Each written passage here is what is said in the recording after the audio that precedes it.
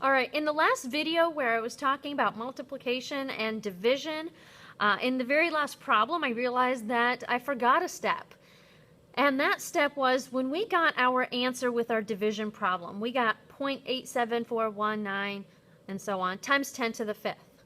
Before you can actually determine how many sig figs you break it down into or cut it down to, you really need to make sure that this number is in scientific notation. And right now it's not, because this number is not between 1 and 10. So make sure that you convert it or you change it so that it is in correct scientific notation. In this case, you'll need to move the decimal over to the right by 1. So now you'll have 8.7419354484 times 10, but it's not going to be times 10 to the fifth because here you just multiplied by 10. So you can reduce this number by 1. Since you multiplied it by 10, you would only have times 10 to the fourth. And then you're going to round it to 2 sig figs, in which case you have 8.7 times 10 to the fourth. I'm sorry for that error. And that is in the skeleton notes, so that should make it a little bit easier for you to follow along. Now let's get to the actual hard stuff, the addition and subtraction. The weird thing about this is when you have, let me write addition and subtraction. So it's the same rule for both. We're going to start out with 3.24 times 10 to the fourth, and we're going to add 4.58 times 10 to the sixth. The problem with this is we cannot add these until the values have the same exponent. So we can actually change either of them. We can change this one to have an exponent of 10 to the sixth so that it matches this one, or we can change this one so that the exponent is 10 to the fourth so that it matches. We are going to change this one just for fun. Either one would actually give you the same answer, and it really is the same amount of work in general. So if you have 3.24 times 10 to the fourth, and we want to change it so that it is times 10 to the sixth, the easiest way to do this is look at how many units this number went up or down, or how many it changed. So this number went up by 2. That means that this number is going to have to go down by 2, meaning that it's going to have to get smaller. So the decimal place is going to move, but it's going to move 2 positions. So this way. Oh, I'm sorry. See, I'm just not even thinking straight. It's going to move this way. Now we went from 3.24 to 0.0324. So 0.0324 times 10 to the sixth.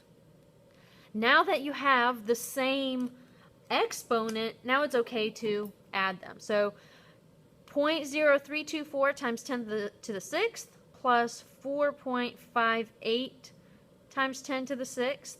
Remember, lining up your decimals. And that should give you, let's see if I can do this, 4.6124.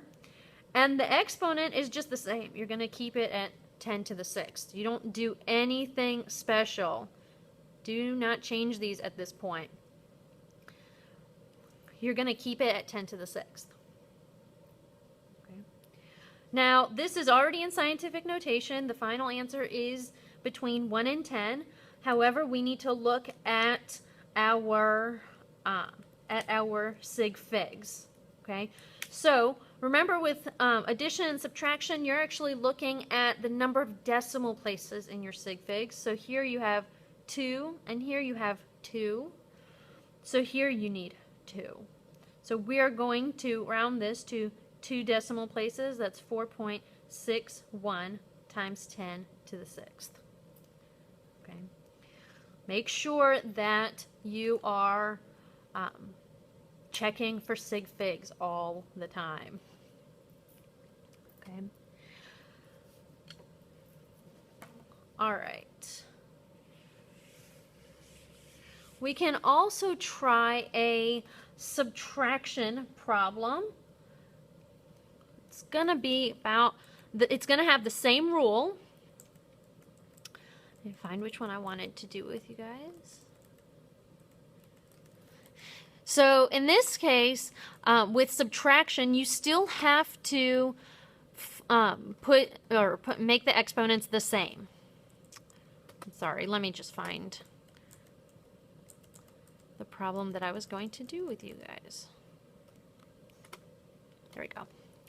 All right, so let's try 1.5 times 10 to the negative 3 minus 3.2 times 10 to the negative 7. All right, now this is a little bit different because we haven't done any with negative exponents up to this point, but really you just need to practice it and keep all the same rules in mind. We need to change one of these so that they have the exact same exponent.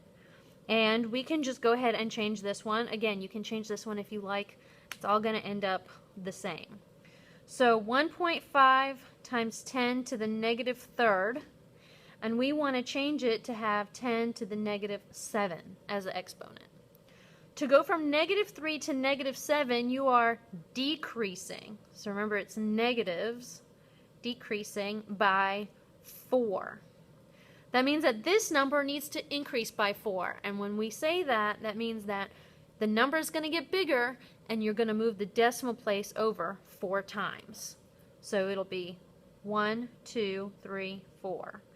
And fill in those blank spaces, so you would have 15,000 times 10 to the negative 7. Now you can subtract 3.2 from that. Minus 3.2 times 10 to the negative 7. 15,000 minus 3.2 is going to be 14,996.8. I believe. I just did that one in my head, but I'm pretty sure that's right. And again, same thing as with addition. You don't change the exponent. Now that you have them the same, you're going to keep them the same. So it's going to be 10 times 10 to the negative 7. Now we have a little problem because this is certainly not in scientific notation, so we want to change it in order to be in scientific notation. We're going to move this decimal so that it is over here. We're going to move it over 1, 2, 3, 4 places. Okay, we can do that. But if we move this over 4 places and we're making this number smaller, then this number needs to get bigger by 4. So we're going to have 1.49968 times 10 to the negative 3. We added 4. All right. Now I want you to notice that this has a lot of sig figs at this point. And we started out with numbers that don't have too many sig figs. And remember, this is subtraction, so we are looking only at the decimal places. Each one of these values only has 1 decimal place, so we have to round this to 1 decimal place. And ultimately what we end up getting is 1.5, because we rounded up here, times 10 to the negative third. Now, you might realize that this number is actually the same as one of the numbers that we started with. And the reason for that is because compared to this number, this one is extremely tiny, right? It's 4 orders of magnitude tiny, 10,000 times smaller. So when you are subtracting such a small amount from a value, it might not be reflected in the final based on how many sig figs you actually had. This will not always be the case, but sometimes you'll notice this happens, and that's okay too. That is how you do addition and subtraction. Again, you just got to remember that you have to make those exponents the same before you can do the calculation. Try the practice problems that I have suggested and come to class ready to ask any questions that you have. Feel free to email me as well. See you tomorrow.